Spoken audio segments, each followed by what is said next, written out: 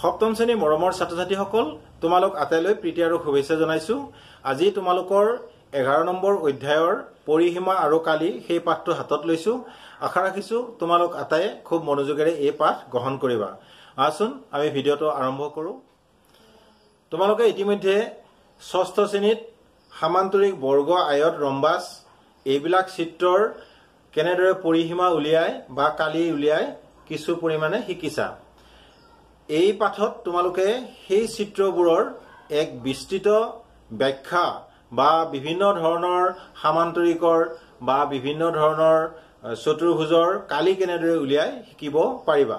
প্ৰথমতে লৈছো মই এটা সামান্তৰিকৰ চিত্ৰ।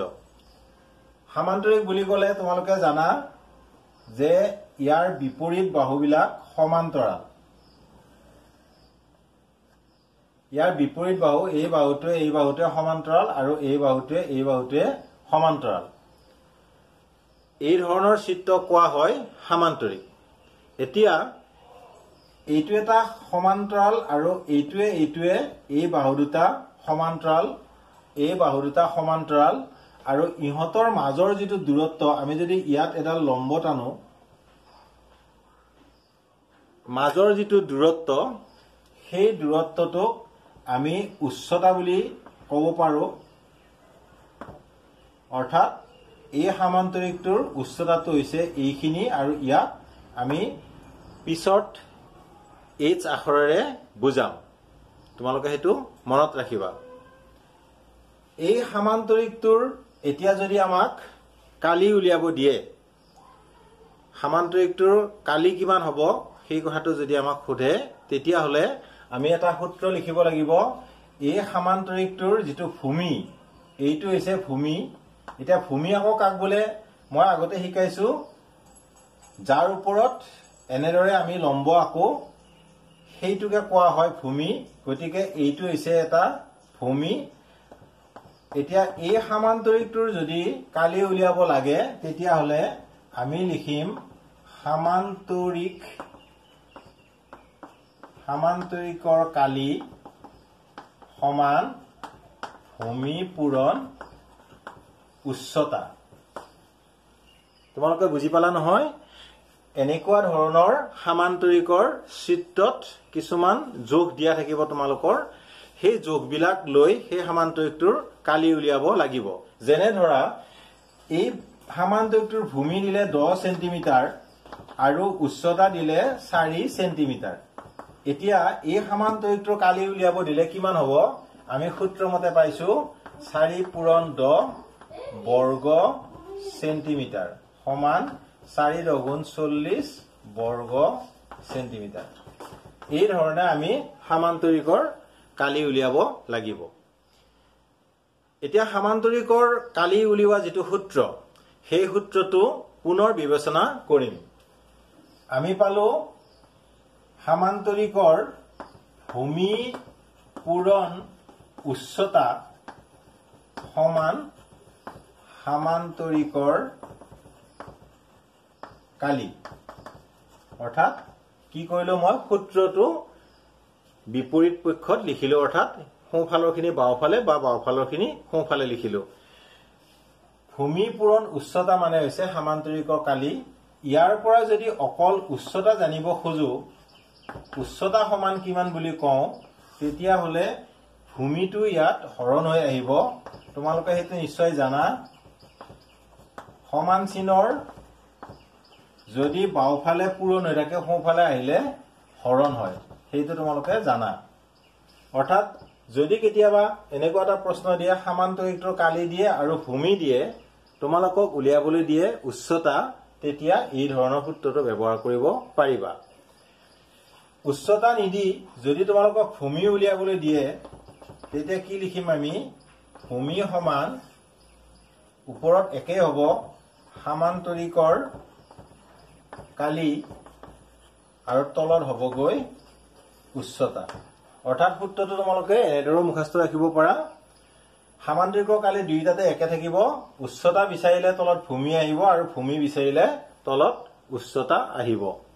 নিশ্চয় তোমালোকে এই সূত্ৰকেইটা আমি কেনেদৰে বনাইছো বুজি পাইছা আৰু কাৰ্যক্ষেত্ৰত আমি কেনেকৈ প্ৰয়োগ কৰিব লাগে আকৌ এবাৰ চাম। এবাৰ লৈছো ত্ৰিভুজৰ কালি। তোমালোকে ত্ৰিভুজ বিভিন্ন ধৰণৰ ত্ৰিভুজ পাইছা আৰু ষষ্ঠ শ্ৰেণীতে পাইছা যে ত্ৰিভুজ 6 প্ৰকাৰৰ আছে, বাহু হিচাপে 3 প্ৰকাৰ আৰু কোণ হিচাপে 3 প্ৰকাৰ। এতিয়া এই 6 প্ৰকাৰৰ ত্ৰিভুজৰে আমি কালি উলিয়াবলৈ শিকিম। প্ৰথমতে মই এটা যিকোনো প্ৰকাৰৰ ত্ৰিভুজ লৈছো।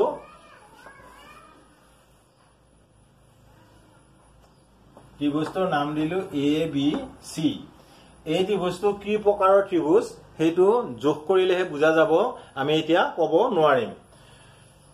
এই ত্ৰিভুজটোৰ ক্ষেত্ৰত যদি কালি উলিয়াব লাগে আমি ত্ৰিভুজটোৰ উন্নতি জানিব লাগিব, অৰ্থাৎ এইটো শীৰ্ষবিন্দুৰ পৰা বা এই শীৰ্ষবিন্দুৰ পৰা বা এই শীৰ্ষবিন্দুৰ পৰা ভূমিলৈ লম্ব টানিব লাগিব।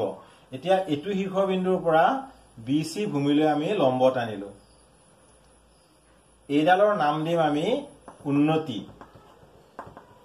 বা উচ্চতা বুলিও কোৱা হয়। উন্নতি বা উচ্চতা দুইটাই কোৱা হয়।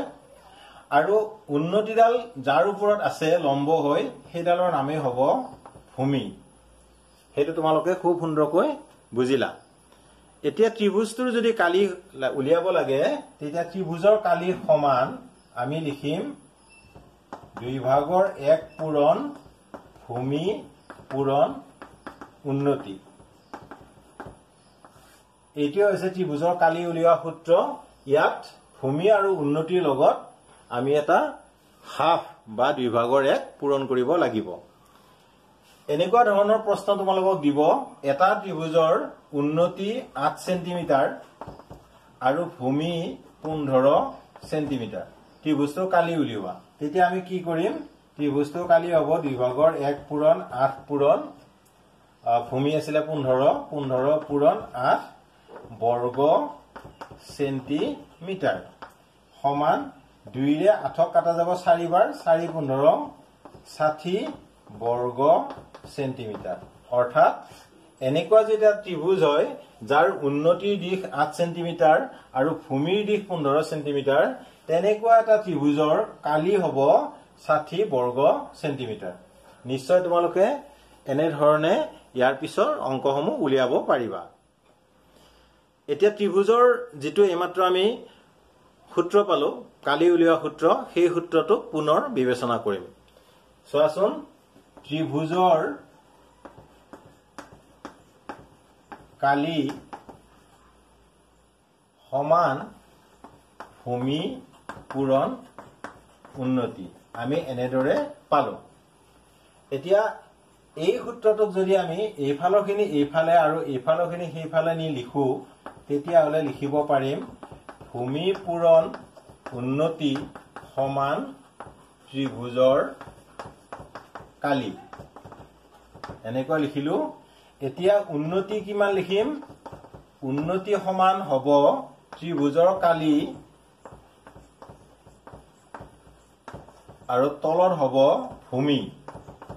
বুজিলা নিশ্চয়। আকৌ উন্নতি নালাগে, আমাক ভূমিহে লাগে। তেতিয়াহ'লে ভূমি সমান ওপৰত হ'ব ত্ৰিভুজৰ কালি আৰু তলত হ'ব উন্নতি। এই ধৰণে যদি এটা ত্ৰিভুজৰ ভূমি দিয়া থাকে আৰু কালি দিয়া থাকে তেতিয়া উন্নতি উলিয়াব পৰা যাব, বা এটা ত্ৰিভুজৰ যদি উন্নতি দিয়া থাকে কালি দিয়া থাকে তেতিয়া ভূমি উলিয়াব পৰা যাব, বা এটা ত্ৰিভুজৰ ভূমি আৰু উন্নতি দুয়োটাই দিয়া থাকিলে কালি উলিয়াব পৰা যাব। নিশ্চয় তোমালোকে ইয়াৰ পিছৰ অংকসমূহ কৰিব পাৰিবা। এইবাৰ আহিম এটা চতুৰ্ভুজৰ কালি উলিওৱা সূত্ৰলৈ। কেনেদৰে এটা চতুৰ্ভুজৰ কালি উলিয়ায়। চতুৰ্ভুজ তোমালোকে বিভিন্ন ধৰণৰ পাইছা, আয়ত, ৰম্বাস, সামান্তৰিক, ট্ৰেপিজিয়াম, চিলা, এনেকুৱা বিভিন্ন ধৰণৰ চতুৰ্ভুজ পাইছা। আৰু প্ৰত্যেকৰেই কালি উলিওৱা সূত্ৰবোৰো বেলেগ বেলেগ। যিকোনো এটা চতুৰ্ভুজ তাক যদি কোনো আমি নামকৰণ নকৰো, বৰ্গ, আয়ত, সামান্তৰিক এনেকুৱাকে যদি নকওঁ, যিকোনো এটা চতুৰ্ভুজৰ কালি উলিওৱাৰ সূত্ৰটো সম্পূৰ্ণ বেলেগৰ লগত পৃথক। এটা আমি চতুৰ্ভুজ লৈছো,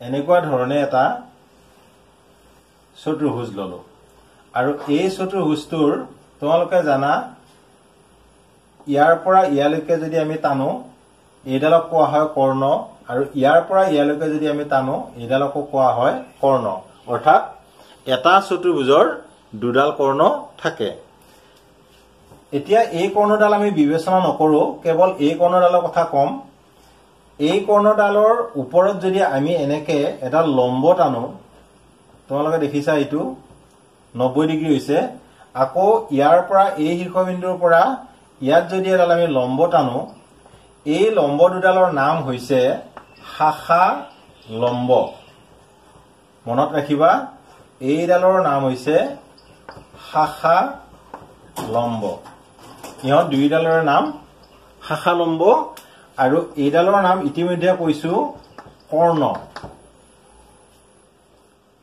এতিয়া চোৱা যদি এই চতুৰ্ভুজটোৰ কালি উলিয়াব দিয়ে তেতিয়া হলে এইবিলাকৰ আমাক যোগ দিয়া থাকিব শাখা লম্ব ধৰা h1 ইয়াৰো নাম দিয়া থাকিব যোগ দিয়া থাকিব ইয়াৰো যোগ দিয়া থাকিব আৰু কৰ্ণডালৰ যদি আমি নাম কও d বুলি দিও পৰিমাণো দিয়া থাকিব তেতিয়া আমাক কালি উলিয়াবলৈ দিব এতিয়া এই চতুৰ্ভুজটোৰ কালি উলিয়াবলৈ হলে এটা সূত্ৰ লাগিব সেই সূত্ৰটো লিখিম চতুৰ্ভুজৰ কালি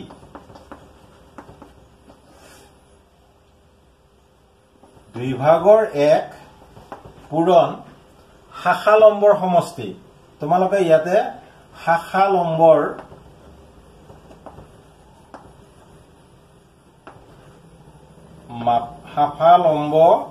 দুডালৰ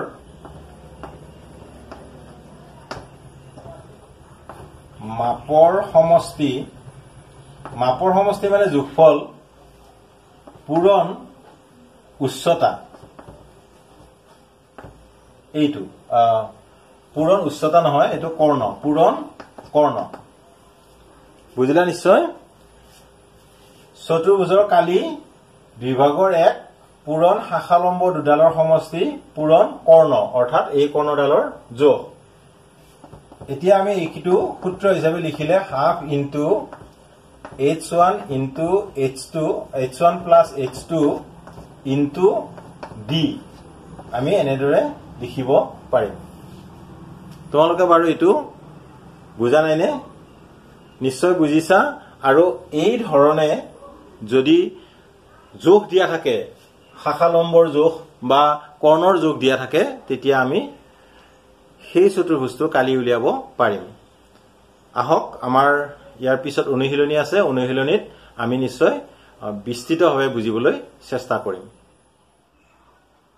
এবাৰ লৈছো এটা ট্ৰেপিজিয়ামৰ কালি নিৰ্ণয় কৰা সূত্ৰ তোমালোকে ট্ৰেপিজিয়াম দেখিছা ইয়াত মই দুটা চিত্ৰ আঁকিছো তোমালোকে চোৱা এইটো এটা ট্ৰেপিজিয়ামৰ চিত্ৰ আৰু এইটো এটা ট্ৰেপিজিয়ামৰ চিত্ৰ অৰ্থাৎ ট্ৰেপিজিয়াম হবলৈ হলে যিকোনো দুডাল বাহু সমান্তৰাল হ'ব লাগিব এই বাহুটো আৰু এই বাহুটো সমান্তৰাল ইয়াত এই বাহুটো আৰু এই বাহুটো সমান্তৰাল এতিয়া আমি যদি সমান্তৰাল বাহু দুডাৰ এটা বাহুৰ নাম a কও আৰু এটাৰ নাম b বুলি কও আৰু এই বাহু দুটাৰ মাজৰ দূৰত্বক যদি h বুলি কও দূৰত্ব বুলি কওঁতে বুজি পাইছা তোমালোকে ইয়াৰ পৰা ইয়ালৈকে কিমান দূৰত্ব হেতুক যদি আমি h বুলি কও তেতিয়া হলে ট্ৰেপিজিয়ামৰ কালি উলিওৱা সূত্ৰটো হ'ব ইয়াত লিখিবা ট্ৰেপিজিয়ামৰ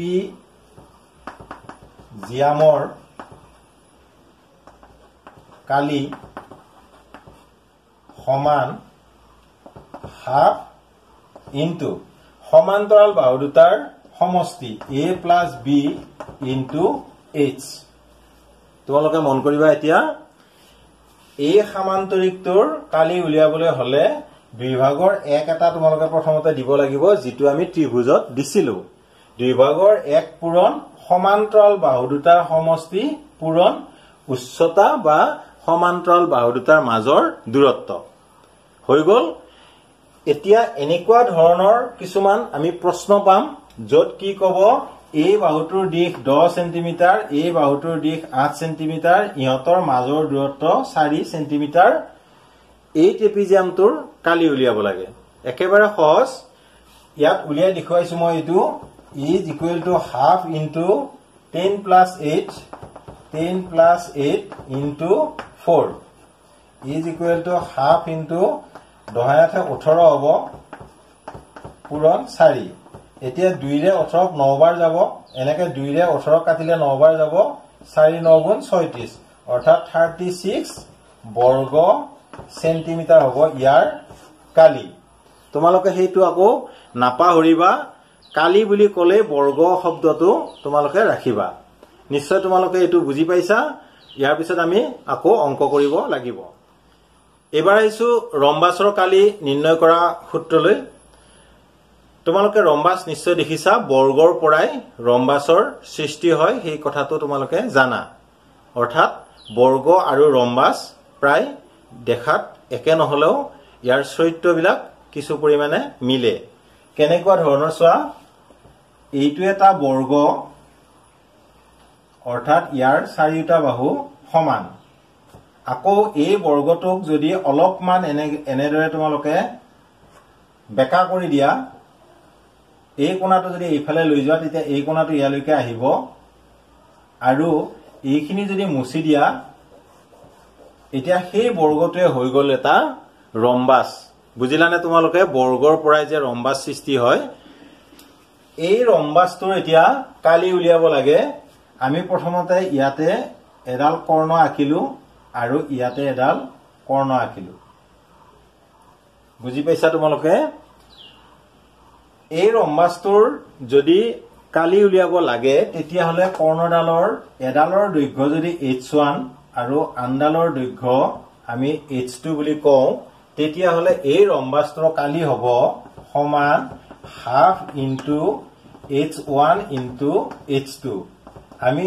হেতু কি বুলি লিখো বিভাগৰ 1 পূৰণ কৰ্ণ দুডালৰ পূৰণফল তেনেকে আমি লিখো বিভাগৰ 1ৰ লগত কৰ্ণ দুডালৰ যদি পূৰণ কৰা যায় অৰ্থাৎ ইয়াৰ মাপ যদি পূৰণ কৰা যায় তেতিয়া হলে সেই ৰম্বাসটো কালি পোৱা যায় তোমালোকে এটো বুজিলা কেতিয়াবা এনেকুৱা কব যে ৰম্বাসৰ এডাল কৰ্ণ আছিল 8 সেন্টিমিটাৰ এই কৰ্ণডালৰ দৈৰ্ঘ্য আছিল 6 সেন্টিমিটাৰ ৰম্বাসটো কালি উলিওৱা তেতিয়া কি হ'ব হাফ ইনটু 8 ইনটু 6 বৰ্গ সেন্টিমিটাৰ আৰু 2 ৰে 8ক 4 বাৰ যাব 4 6 গুণ 24 বৰ্গ সেন্টিমিটাৰ হ'ব ইয়াৰ কালি গতিকে এনে ধৰণে আমি ৰম্বাসৰ কালি উলিয়াম আন এক ধৰণৰ ৰম্বাসৰ কালি উলিয়াব পাৰি হেতু তোমালোকক দেখুৱাইছো এই বাহুটো অলপমান এনেকৈ আমি দীঘল কৰি নিলো আৰু ইয়াৰ পৰা ইয়ালৈকে এডাল লম্ব টানিলো লম্ব মানে তোমালোকে বুজিছা 90 ডিগ্ৰী হোৱাকৈ আমি টানিলো আৰু এইটোক আমি নাম দিলো h অৰ্থাৎ উচ্চতা নাম দিলো আৰু ইহৰ দুটাৰ নিশ্চয় তোমালোকে জানা এইবিলাক প্ৰত্যেকটা বাহুৱে সমান আৰু এইটোক আমি এটা বাহুক আমি ভূমি বুলি যদি কওঁ বা যিকোনো এটা বাহু বুলি কওঁ তেতিয়া হলে এই ৰম্বাসটোৰ কালি হ'ব সমান ভূমি পূৰণ উচ্চতা এই সূত্ৰটো আমি সামান্তৰিকৰ ক্ষেত্ৰতো দেখিছিলো সামান্তৰিকৰ কালি ভূমি পূৰণ উচ্চতা হয় আকৌ ৰম্বাসৰ ক্ষেত্ৰতো আমি দেখিলো ভূমি পূৰণ উচ্চতা হয় অৰ্থাৎ ৰম্বাসও এক বিশেষ ধৰণৰ সামান্তৰিক তোমালোকে হেতু নিশ্চয় জানা গতিকে সামান্তৰিকৰ সূত্ৰটো ৰম্বাসৰ ক্ষেত্ৰতো খাতে আমি ভূমি পূৰণ উচ্চতা বুলি ইয়াৰ কালি উলিয়াৰ ক্ষেত্ৰত লিখিব পাৰো নিশ্চয় তোমালোকে আজি যিকেইটা সূত্ৰ মই তোমালোকক কলো গোটেইকেইটা সূত্ৰ তোমালোকে বুজি পাইছা ইয়াৰ লগত জড়িত অংকসমূহৰো এটা মই সাধাৰণ ধাৰণা তোমালোকক দিছো আজিলৈ এই পাঠটো মই ইমানতে সামৰি মাৰিম কাৰণ ইয়াৰ পিছত অনুশীলনী কৰিলে এই ভিডিওটো যথেষ্ট দীঘলীয়া হ'ব সেই কাৰণে মই ভিডিওটো ইমানতে সামৰণি মাৰিম তোমালোক আটাইলৈ মই ধন্যবাদ জ্ঞাপন কৰিছো মোৰ ভিডিওসমূহ তোমালোকে সুন্দৰকৈ চাইছা বহুতে মোক কমেন্টও কৰিছা আৰু লাইকও কৰিছা যিসকল ছাত্ৰ ছাত্ৰীয়ে মোৰ এই চেনেলটো প্ৰথমবাৰৰ বাবে চাইছা সেই সকলৰ প্ৰতি মই অনুৰোধ জনাব বিচাৰিছো তোমালোকে মোৰ চেনেলটো সাবস্ক্ৰাইব কৰিবা আৰু মই ভিডিওসমূহ লগে লগে পাবৰ কাৰণে তোমালোকে বেল আইকনটো প্ৰেছ কৰিবা সদৌ শেষত তোমালোক আটাইলৈ ধন্যবাদ জ্ঞাপন কৰি আজি এই ভিডিওটো ইমানতে সামৰণি মাৰিছো ধন্যবাদ